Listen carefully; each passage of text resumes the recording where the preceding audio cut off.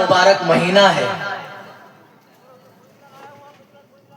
اس کے برکات و فیوز سے ہم سب کو آشنا کر رہے تھے۔ اس آنے والے مہمان کا استقبال ہم کس طرح کریں، ایک ایک بات کو کھول کھول کر آپ کے سامنے رکھ رہے تھے، حتیٰ کہ روزے کے مسائل بھی آپ کے سامنے بیان کیے، اس مقصد کے ساتھ کہ آنے والا جو مقدس مہینہ ہے اس میں پائی جانے والی جتنی طرح کی عبادتیں ہیں، آپ تمام عبادتوں سے مستفید ہو سکیں، خود کو فائدہ پہنچا سکیں۔ میرے بھائیوں، ہمارا بیٹھنا اللہ کے یہاں تبھی مقبول ہوگا جب ہم یہاں بیٹھ کر یہاں کہی ہوئی باتوں پر عمل پیرا ہوں گے۔ اگر آپ صرف انٹرٹینمنٹ کے لیے آئے ہیں تو معاف کیجئے گا، آپ کا بیٹھنا بیکار ہے، آپ کا سننا بیکار ہے۔ ہمارے جلسوں کی حالت دن بدن بگڑتی جا رہی ہے۔ یہ جلسے مسلمانوں کی اصلاح اور ان کی تربیت کے لیے ہوتے ہیں، لیکن افسوس ہم نے ان دینی جلسوں کو بھی انٹرٹینمنٹ کا ذریعہ بنایا ہوا ہے۔ یہی وجہ ہے کہ ہمارے دلوں سے اللہ کا خوف دھیرے دھیرے ختم ہوتا جا رہا ہے، اور موجودہ دور میں اگر دیکھا جائے، ایک مسلمان کے چرتر پر نگاہ ڈالی جائے، اس کے اخلاق و کردار کو کھنگالا جائے،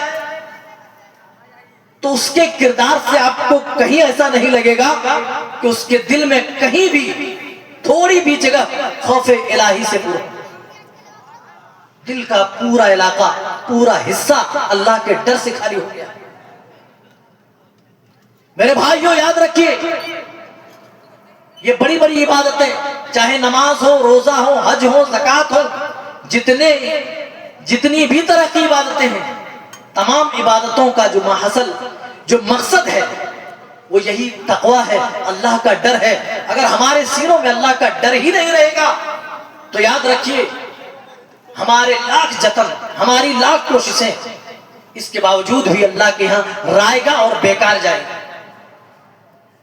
اسی لیے ضروری ہے کہ ہم اپنے دلوں کے اندر خوف الہی پیدا کریں، اس پروردگار سے ڈریں جس نے ہمیں یہاں رہنے جینے کا سلیقہ سکھلایا، جس نے ہمیں پیدا کر کے بھٹکتے جانوروں کی طرح نہیں چھوڑا، بلکہ ہماری رشد و ہدیٰ کے لیے باقاعدہ انبیاء کرام کا سلسلہ جاری و ساری فرمایا، تاکہ ہم ہدایت یاب ہو سکیں، ہمیں صحیح اور غلط میں تمیز ہو سکے، ہم جان سکیں کیا صحیح ہے ہمارے لیے، ہم جان سکیں ہمارے لیے کیا غلط ہے۔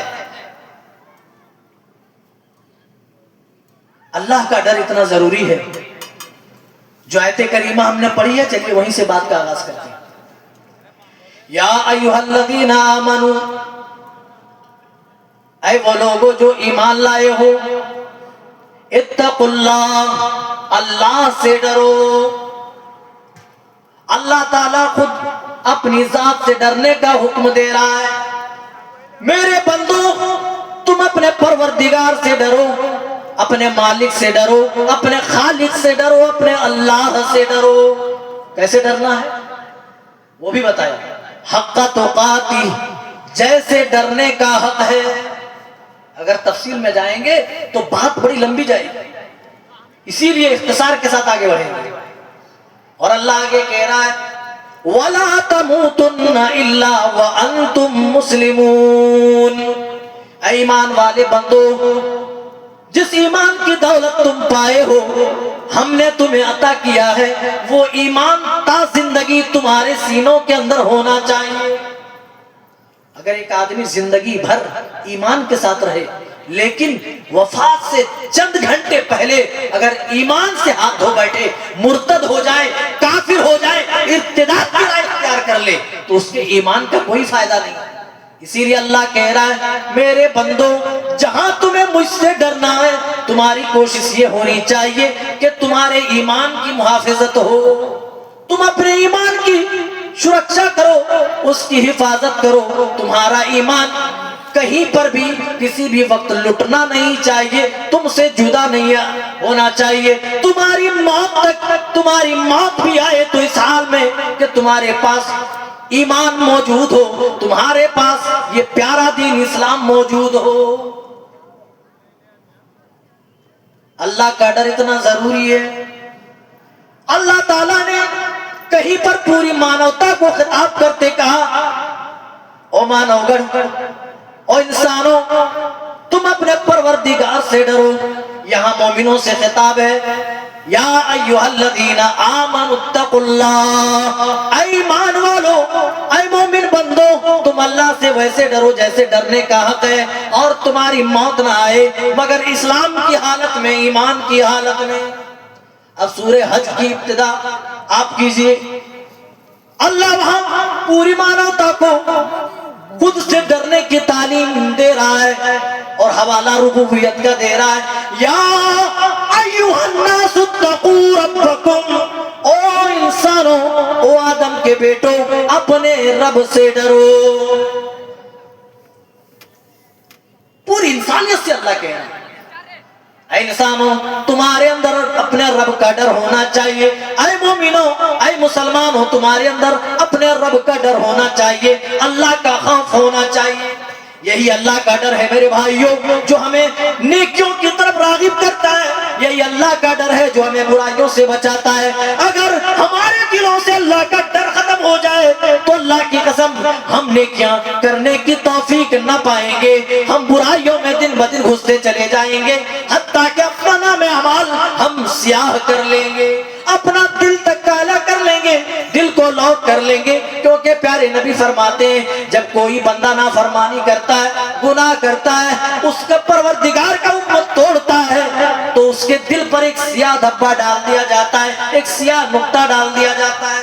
توبہ کر لیتا ہے تو ٹھیک، اس کو دھل دیا جاتا ہے، صاف کر دیا جاتا ہے۔ جس طرح کپڑے میں داغ دھبا لگنے کے بعد صرف سے آدمی، صابن سے آدمی دھل دیتا ہے تو چمکنے لگتا ہے، دمدمانے لگتا ہے، اسی طرح توبہ کی برکت سے اللہ تعالیٰ بندے کے دل پر لگنے والے کالے ٹیکے کو مٹا دیتا ہے، دل کے اوپر جمے ہوئے گرد و غبار کو اللہ تعالیٰ ختم کر دیتا ہے۔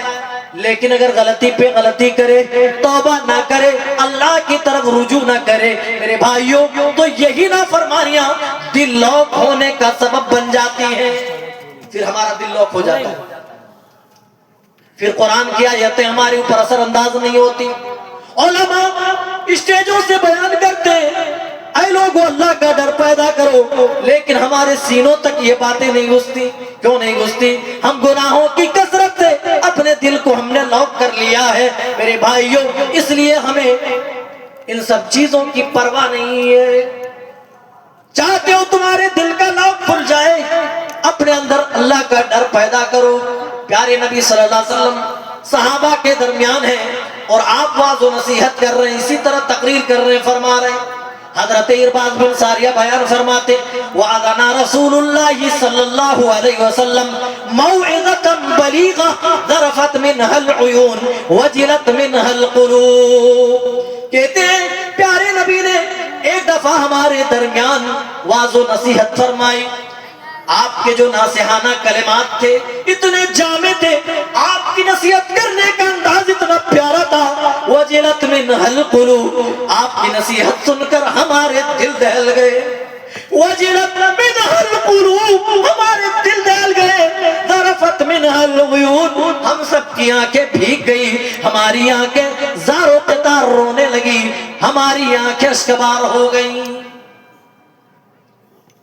صحابہ دین کی تڑپ رکھتے تھے، دل میں دین کا جذبہ رکھتے تھے، جب دیکھا پیارے نبی اتنی اچھی نصیحت کر رہے ہیں، سن کر ہمارے رونگٹے کھڑے ہو گئے، دل دہل گئے، آنکھیں اشکبار ہو گئی، کیوں نہ ایسے موقع پر کچھ اور مزید نصیحتیں سن لیں۔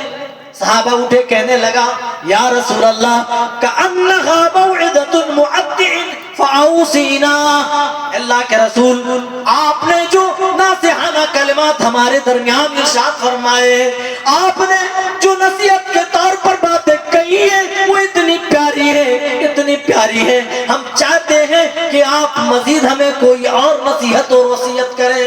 ایسا لگ رہا ہے جیسے کوئی الوداع کہنے والا شخص اپنے آخری کلمات بتا رہا ہوں. کوئی دنیا سے جانے والا ہو تو وہ صرف وہی باتیں بیان کرتا ہے جو اس کے نزدیک بہت زیادہ اہم ہوتی ہے.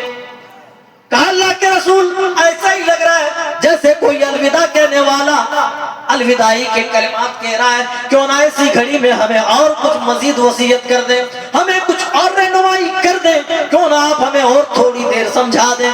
آپ نے سب سے پہلے کس چیز کی وصیت کی میرے بھائی, اس چیز پر غور کرو. آپ نے فرمایا اوصیکم بتقوی اللہ. او میری امت کے پیارے پیارے لوگوں, او میرے صحابہ, میں تم سب کو اللہ سے ڈرنے کی وصیت کرتا ہوں. پیارے نبی کو معلوم تھا اگر انسان کے اندر اللہ کا ڈر ہی نہ رہے گا تو وہ گناہ کے کام کا ارتکاب کرے گا, وہ گناہوں کا ارتکاب کرے گا, گناہوں کے کام انجام دے گا. لیکن اللہ کا خوف آ جائے, اللہ کا ڈر آ جائے, اس کی بارگاہ میں کھڑا ہونے کا احساس آ جائے تو وہ گناہوں سے بچ جائے گا, وہ نیکیوں کی طرف اپنا قدم بڑھاتا رہے گا.